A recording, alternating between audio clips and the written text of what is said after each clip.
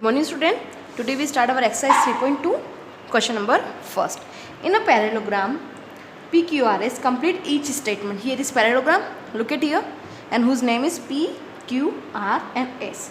Now answer the following question. PS. Where is PS? Look at here PS. It is this one. ये किसके equal है?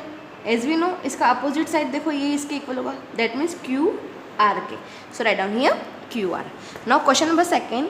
Angle SPQ. Angle SPQ. That means ये angle है. ये किसका equal होगा बताओ मुझे. इसके सामने कौन है? इस एंगल के सामने कौन है? This one. That means QRS. Okay. So write down here angle QRS. Question number third. OS. Where is OS? This one. It is the centre. OS. OS किसका इक्वल है? OR का. Okay. OR. So write down here OR. And M angle SPQ plus M angle PQR. Where is SPQ? SPQ and PQR. PQR. Okay, ये यहाँ से यहाँ तक, यहाँ से ये यहाँ तक. That means ये कितने का होगा? 180 degree. Is it clear? Okay. Now question number second. ABCD is a parallelogram and angle A equals to 80 degree. Find other angles of a parallelograms. Okay यहाँ पे एक हमको पैरेललोग्राम बनाना है जिसका नाम हम रखने वाले हैं ABCD. उसमें जो एंगल A है वो 80 डिग्री का है और अदर एंगल हमको निकालना है. So we start this question in your notebook. Take out your notebook. Question number second. Look at here. We make here parallelograms. Okay ABCD and A is a 80 degree. Okay. Now बताइए मुझे इस figure में आपको क्या क्या दिखाई दे रहा है. A B equals to C D के, है ना. ए बी इक्वल्स किसके? सी डी के इक्वल है ना. और एंगल ए और एंगल डी ये दोनों कितने होने वाले हैं? 180 के. क्यों? क्योंकि हमने अभी यहाँ पे क्या एस पी क्यू और एस क्यू आर ये दोनों एंगल इस तरीके का एंगल है, वो उनका सम कितना होता है? 180 होता है. Look at here. हमने यहाँ पे वही लिखा एंगल ए है वो एंगल सी के इक्वल है. क्यों इक्वल है बताइए मुझे. अल्टरनेट अपोजिट एंगल है, ये इसके सामने वाला एंगल है. दैट मीन्स ये भी कितना हो गया? 180 का. अब angle B equals to angle C D. हमने ये क्यों लिखा? एंगल ए बी इक्वल है, सॉरी एंगल नहीं, लाइन ए बी इक्वल है सी डी के. दिख रहा है आपको ये लाइन दोनों इक्वल है. अब हमको ए मिल गया, सी मिल गया. अब हम किसको फाइंड करेंगे? या तो डी को फाइंड करें या बी को फाइंड करें, क्योंकि ये दोनों अपोजिट है और ये दोनों क्या होने वाले हैं? इक्वल आने वाले हैं. तो हम एंगल ए और एंगल डी लिख रहे हैं. तो एंगल ए और एंगल डी ये एक ही लाइन पे बन रहे हैं. देखो ये इस तरीके से बन रहा है. तो ये कितने का हो गया? 180 का. उसमें से अगर एंगल ए है वो 80 डिग्री का है तो एंगल डी कितने का हो जाएगा? 180 में से 80 को माइनस कर दिया तो what we find here? 100. That means angle B and angle D both are 100 degree. Okay. We write here all the angles. Now question number third. Two adjacent angles of a parallelogram have equal measure. That means here is two angles are equal in a parallelograms. Find the measure of each of the angles of the parallelograms. तो आपको इसका इस statement का use करके सारे angles find करना है.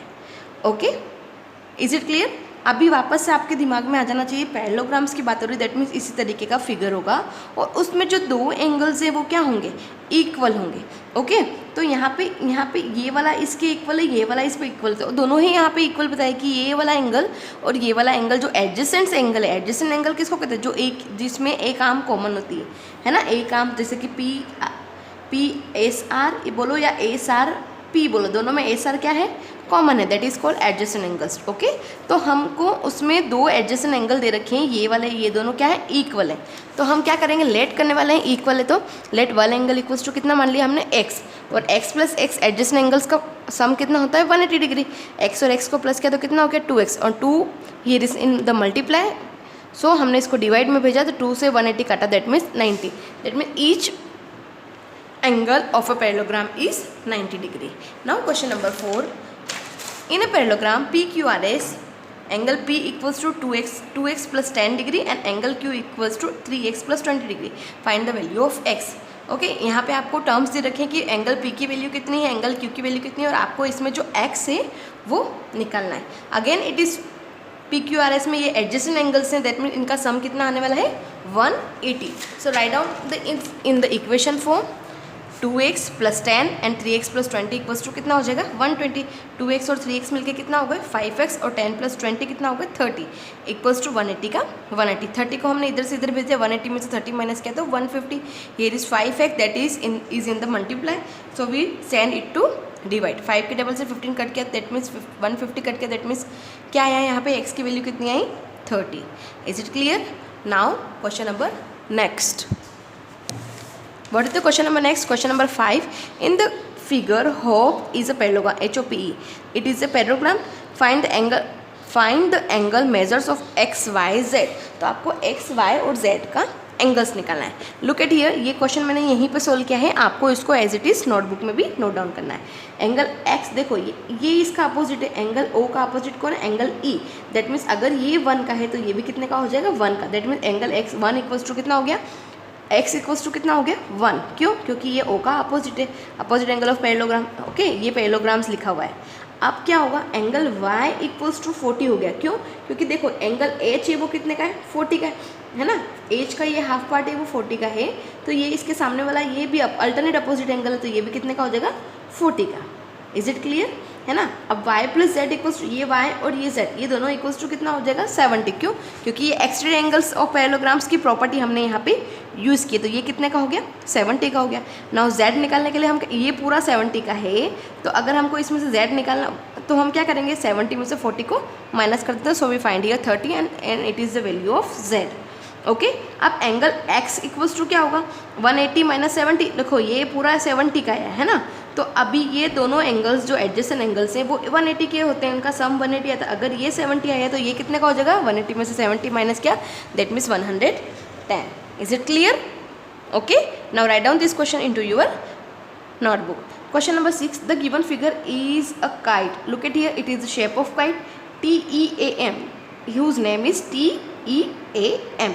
Find the value of T and angle A. Okay, T और A की हमको इसमें वैल्यू निकालना है. Look at here. Kite में क्या बन रहा है? He is two triangles. This one and it is second one. Okay, now हमको पता है कि ट्राइंगल्स के जो इंटीरियर एंगल्स हैं उन 3 एंगल्स का सम कितना होता है 180 डिग्री होता है.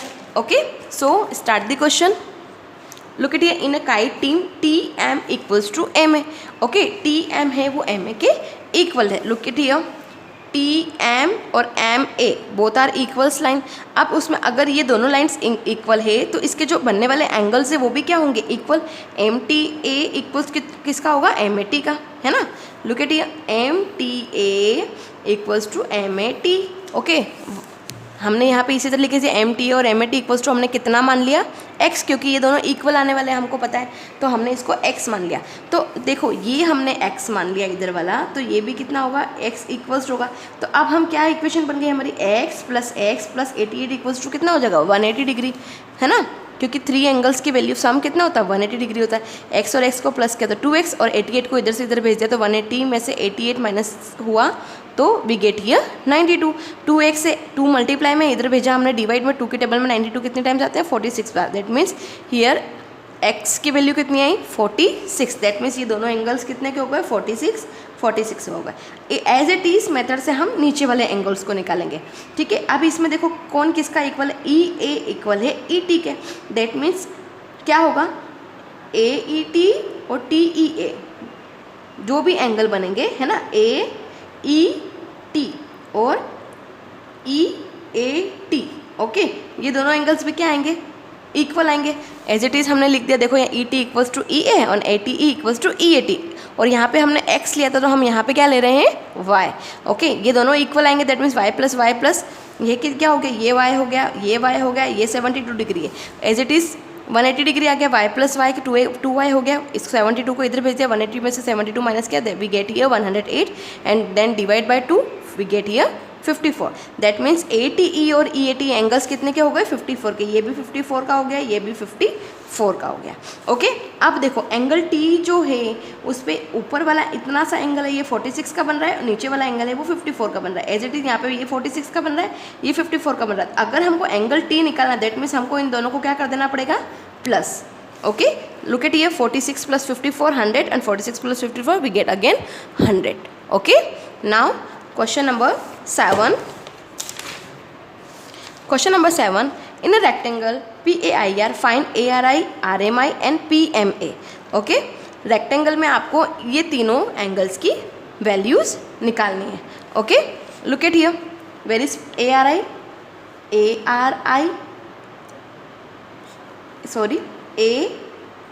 ARI है ना, RMI, RMI and PMA. We find the value of these three angles. So start the question. Question number 7. Look at here. Question number 7. PRI equals to क्या है? 90 डिग्री. क्यों? देखो ये PRI कहाँ पे? फर्स्ट ऑफ ऑल उसकी position देखते हैं. PRI. Look at here. It is 90 degree angle. दिख रहा है आपको? ये सीधी सी लाइन जा रही है. That means it is right 90 degree. Now angle PRA and ARAI. ठीक है, जो इस पे दो एंगल्स बन रहे, देखो PRA. Look at here. PRA and RAI. ठीक है, ये देखो ये Z बन रहा है, अल्टरनेट अपोजिट एंगल है. दैट मीन्स ये 35 का, तो वो भी क्या हो जाएगा? 35 का. ओके, अब 90 में से हमने 35 को माइनस किया तो क्या आ गया? 35. Okay, that means it is the value of ARI. Now AM और MI दोनों लाइन्स इक्वल से. AM और MI इट इज़ डायगोनल.